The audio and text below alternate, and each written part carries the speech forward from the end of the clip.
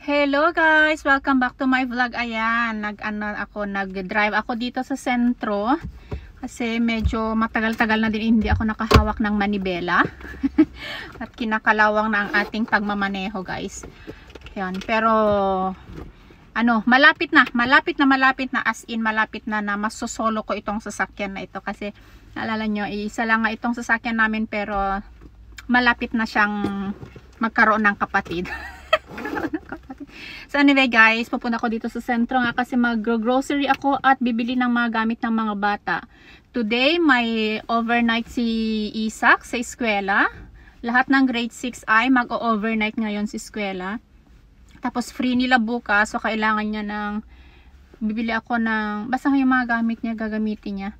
At si Sofia naman guys, ay bibili ako ng sapatos. Kahapon, aligaga ako. Nagpa-drive ako kay Miss, ang bilis kong magsalita. Nagpa-drive ako kay Mr. dito sa sentro para makabili ng fest drag niya, yung gagamitin niya sa confirmation ng pinsan niya sa Sabado. Tapos gagamitin din niya yun sa May 17. Actually, before, gusto lang daw niyang black pants at white blouse. Kaso nga lang, nagbago ang isip ng aking dalagita. Gusto din niyang magsuot ng fest drag yung tawag nila dito. Para siyang Filipiniana pero bunad. Yung talagang parang Filipiniana sa atin sa Pilipinas. Yung national costume nila is bunad. Pero, mahal siya. So usually, yung bunad ay minsan yun yung ginagamit nila sa confirmation, yung mga mag-confirmation, minsan yung regalo sa kanila kasi mahal talaga siya guys kung bibilhin mo lahat-lahat from the dress, accessories, shoes, as in mahal na mahal. Tapos yung para sa mga bata lang naman ay yung para din siyang fest. Ipapakita ko siya mamaya sa inyo yung binili ko.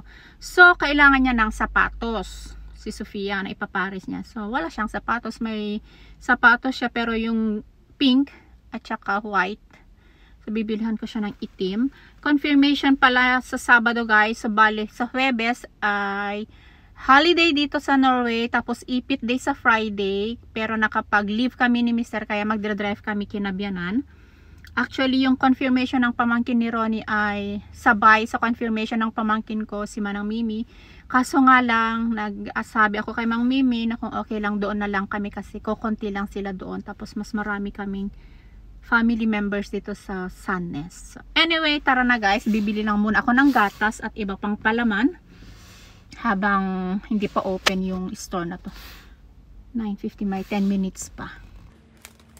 Ayan guys. Actually, ito yung Paris dapat kasi ito yung pangbunad na sapatos kaso lang masakit daw ilakad sabi ni Sofia kaya kukuha tayo nito. May paborda-borda siya. Sana may size pa 30-31 lang. Guys, sorry hindi na ako nakapag-vlog. Ang bilis-bilis ng oras. So, hindi ako masyadong nag-ikot talaga. 11 yung pasok ko, 10:21 na. So ayan, hindi ako nakabili ng sapatos ni Sofia. Yung last size nila is 31. Gamit niya 32. Kaso parang okay naman sana yung 31. Kaso parang maliit siya. Baka so sabi ni Mr. sa na lang, sa Friday na lang kami titingin. So ayan, so bumili ako ng 2 cards pang confirmation, pang regalo, panlagyan ng mga regalo. Dali. Diba, nakalimutan kong ilak ang sasakyan sa pagmamadali. So ayan guys, dyan lang naman, galing ako dyan yung police station, yung puti na yan. So tara, hininga. So see you guys later.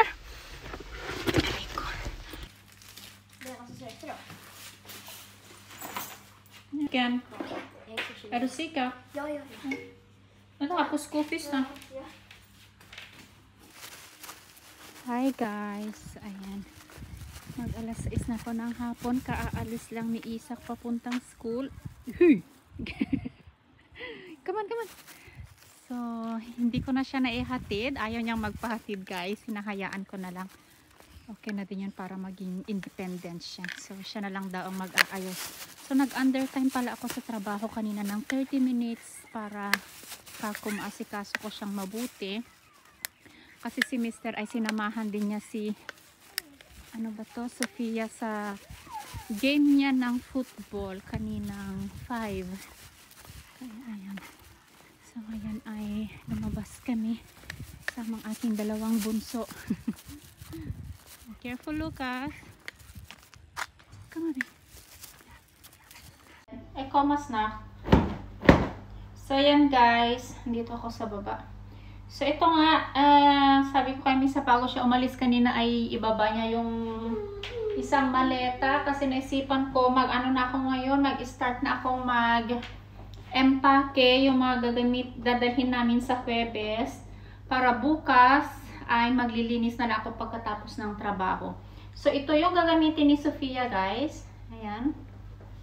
So ito yung damit na aligaga kong tumingin kahapon. At akala ko ay wala na siyang size. Tapos ito yung ilalagay niya dito sa harap. O diba? Parang kasya din sa akin. Tapos ito naman ay yung mga long sleeves at pantalon ng aking mga boys.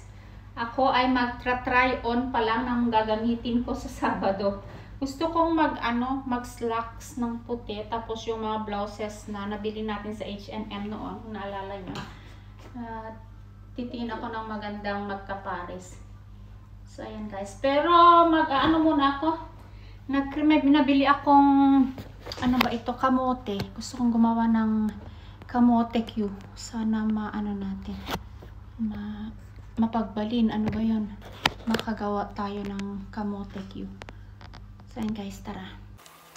Hi guys! Ayan, ako, ang daming mantika. Huwag niyong husgahan ang aking pagluluto ng kamote Q. Patsambang kamote Q. Nag-crave kasi ako guys. Kaya eto, kahit mali-mali na, basta makakain lang ng kamote at may brown sugar. So, ayan. Sinadya ko talaga siyang i-slice ng maninipis para kako mas madaling maluto. Ayan na, ano nga naman. Madaling madurog. So, ayan guys. Sorry na agad. Ako lang naman nakakain, kaya okay lang na. So, ayan guys. Let's do this! With ice cream. So, ito na yung ating kamote Q guys. So, dumikit naman yung sugar niya. Kalimutan kong kumuha ng tinidor. Nainit. Sarap guys, as in, masarap na masarap na masarap. So, paresan natin siya ng ice cream. Kumusta naman ang ating, dito, blood sugar.